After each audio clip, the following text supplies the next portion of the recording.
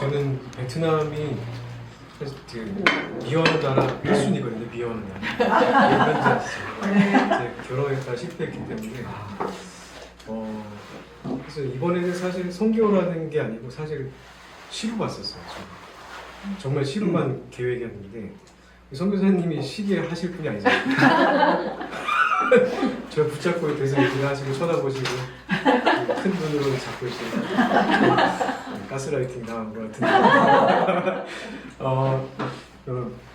일단 가서 이 선교사님들을 만났어요. 만났는데 입이 너무 거치신 거예요. 입이 첫날 갔더니 축구를 하라고 축구화를 사라고 이게 뭐지? 신고식인가? 근데 선교사님하고 저 둘 다 좀 다치긴 했어요. 축구를 안 해보나 하니까. 네. 그 싫은 축구를 막 하고서 땀 이렇게 범벅이 돼가지고 들어서 다음날 선교사님들 만났는데 말씀하시는 게 너무 거친 거예요. 욕 나오기 직전 있잖아요. 저기 선교사인가? 이분들이 왜 이러시지? 이런 생각이 드는 거예요. 아니 이게 당황스러운데 우리 선교사님은 더 당황스러운데 참으신 거죠. 그래서 저도 듣는데 굉장히 듣기 거북한 그런 말들. 이 베트남 사람들이 뭐 이렇다. 그래서 그걸 넘어서 선교사님들도 이렇다. 이게 무슨 말이지? 이렇게 해서 우리가 할 수 있는 게 뭐가 있을까? 또 제가 여쭤봤어요. 베트남에서 우리가 무엇을 할 수 있습니까? 왜 하려고 해요? 이렇게 하는 거예요. 그래서 뭐 할 게 뭐가 있어요? 저는 베트남 사람들 장인 장모랑 같이 살았었고 막내까지 한국에 초청을 했었거든요. 그래서 이 사람들하고 같이 살면서 나름대로 계획이 있었어요. 뭐냐면 제가 그때는 교회를 안 다녔지만 의도적으로 계속 시점을 기다렸어요. 제가 사업하고 나중에 다시 목회자로 복귀하고 사역을 해야 되고 이게 왜 그러냐면 공정회사님이나 또 주변의 선교사님들이 저한테 영향을 주셔가지고 제 노트가 있었어요. 내가 30살에 막 순교한다고 써놨었어요. 제가 그거는 당연히 안 될 말이고 근데 뭐 40살에 뭘 하고 이렇게 써놨었어요. 내 비전이 있으니까 나는 반드시 이걸 해야 돼. 그래서 베트남 사람들이 결혼하고 장인 장모가 와서 지금은 아닌데 나중에 교회를 질 테니까 당신들 중에 누가 한 명 목회자가 돼야 된다. 주의를 계속 한 거예요. 그러다가 제가 신학교에 다시 복귀하고 말씀으로 대해주는데 점점 이 사람들이 이상한 반응을 보이다가 결국 집을 나갔거든요. 그래서 깨진 이런 입장에서 나는 무엇을 해야 되는가? 나는 도대체 어떤 비전을 가지고 살아야 되는가? 굉장히 고민 많이 했거든요. 그래서 선교사님 통해서 캄보디아도 다녀왔지만 애증이 있어요. 애증. 그래서 엄청 미웠는데 베트남에 가니까 너무 익숙한 거예요. 익숙하고 내가 왜 이 사람들이 싫어하는데 베트남이 좋지? 이런 생각이 들어요. 그러다가 며칠 동안 이렇게 지켜보고 선교사님들 지켜보면서 선교사님들이 왜 이러시지? 이런 생각을 한 거예요. 근데 제가 처 식구들이지만 왜 이렇게 살지? 이런 생각 많이 했어요. 도대체 이 좋은 나라에 한국에 와서 제가 보는 건 돈이 아니었어요. 돈이 아니고 개혁. 이 사람들이 바뀌고 도덕적으로 더 올라가고 윤리적으로 더 뛰어나지고 교육을 할 수 있게 배경을 마련해주고 싶었는데 관심이 전혀 없는 거예요. 내 관심은 거기 있는데 이 사람들은 관심이 없던 거죠. 좀 마찬가지로 선교사님들이 분명히 가서 처음에 뜨거운 마음 들고 갔을 텐데 그게 먹히지 않고 먹힐 수가 없는 상황. 그러니까 공산국가이기 때문에 와서 돈으로 뭐 삥 뜯어가고 계속 그들을 섬겨야 되고 또 제가 좋은 기회가 될지도 모르겠지만 카페에 대한 추천이 있었어요. 이번에 가서 선교사님들하고 그 카페 그래서 통화를 그 선교사님과 했는데 제가 자주 못 간다고 하니까 어떤 얘기를 하셨냐면 그럼 당할 준비를 하셔야 된다고. 크리스찬을 세우든지 비크리스찬을 세우든지 직원들 중에 그렇지만 당할 수밖에 없다. 이거를 당해줘야 된다 얘기를 하는 거예요. 자기들도 많이 당한 거죠. 여태까지. 그러면 이 사람들을 섬길 때 어떻게 해야 되는지 저는 이제 우리나라도 생각해보면 계속 외세의 침략을 받고 우리나라 사람들도 의식이 낮았잖아요. 초기 조선에 그 선교사들이 왔을 때 지저분하고 일도 안 하고 밥은 이만큼 먹고 일도 안 하고 이런 모습들을 보면서 되게 비참했을 것이다. 또 우리도 마찬가지로 베트남 사람들 오면 참 이게 학력도 낮고 좀 저급하다 이런 생각을 저도 했었거든요.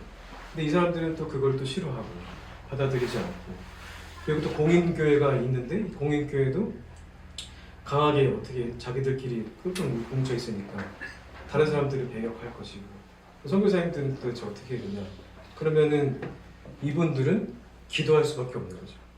기도하고 견디고 애쓰고 자기는 낮추고. 그럼 우리는 무엇을 해야 될까? 저도 심각하게 스스로 고민하게 돼서 되게 이상했어요. 내가 왜 이런 걸 고민을 하고 있지?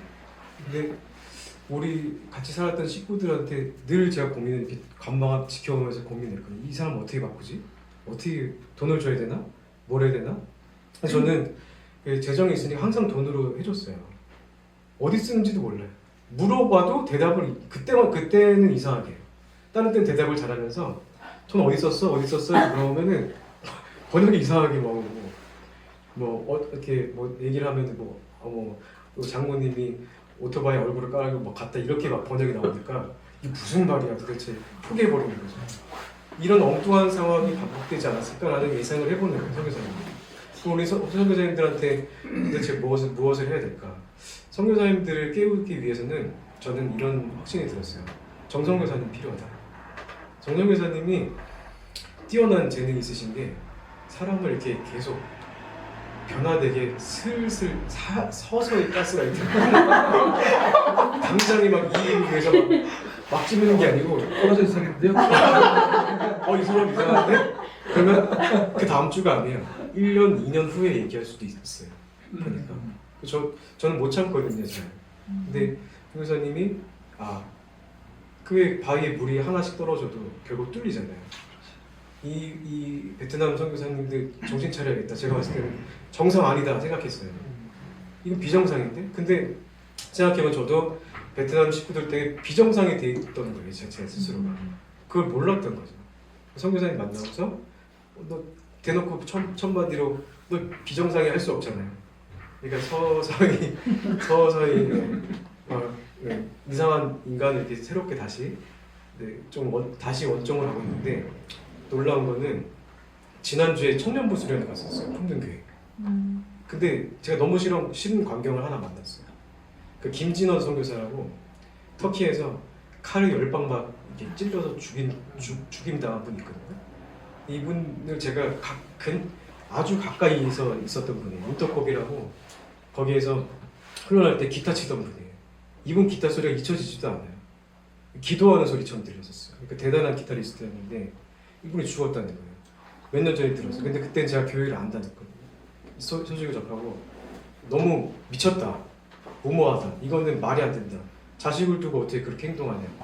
그러니까 터키 쿠르드라는 쪽에 나간 건데 이슬람이잖아요. 그 사람들한테 계속 지속적으로 복음 전하자면 죽겠다고 각오한 거거든요. 근데 너무 이 레디컬한 그 말씀을 거기 현지에 있는 목사님이, 김영환 목사님이랑 폭력에 세우셔가지고 하는데 살짝 기분이 나쁘면서도 되게 회개 많이 했어요. 죽음에 대해서, 순교에 대해서 다시 생각해보게 되고, 또 거기 강화도 현지 그 선교사님들 그 역사를 좀 보면서 또 새롭게 되고, 또 이번에 선교사님과 다른 선교사님 만났는데 이분이 순교 얘기를 하는 거예요. 근데 오늘 또 우리 목사님이 부담스러운 말씀을 주셨잖아요. 이게 왜 이러지? 나는 이렇게 살기 싫은데, 주님 저 30대 그냥 선교사로 가서 죽어도 된다고 소원해. 그땐 돈이 없었거든요. 지금은 돈이 있는데 안 죽어요. 그때는 정말 죽고 싶었거든요. 정말 하루가 죽고 싶었어요. 매일매일 하늘나라 갈 수 있게 해달라고 기도했어요. 20살 때부터 30살 때까지 너무 살기가 힘드니까. 근데 지금은 이게 나한테 왜 이러시지? 이런 생각이 들기도 하고요. 그러니까 새로운 마음, 애증의 마음이 들었고, 베트남을 내가 품어야 되나? 왜 품어야 되지? 너무 근데 이 사람들을 잘 알고 있는 거지. 그래서 이 사람들을 변화시켜야 된다. 왜냐하면 1억이 넘는 그 인구가 또 우리나라처럼 약간 애매한 이 나라의 입장도 있는 것 같아요. 저항도 하면서도 또 어리숙함도 있고, 또 이 변화가 안 되는 부분도 있고. 그래서 저는 좀 느낀 게 베트남도 반드시 선교가 필요하다. 우리가 필요하다. 좀 이런 생각을 좀 하게 되었던 것 같습니다. 네.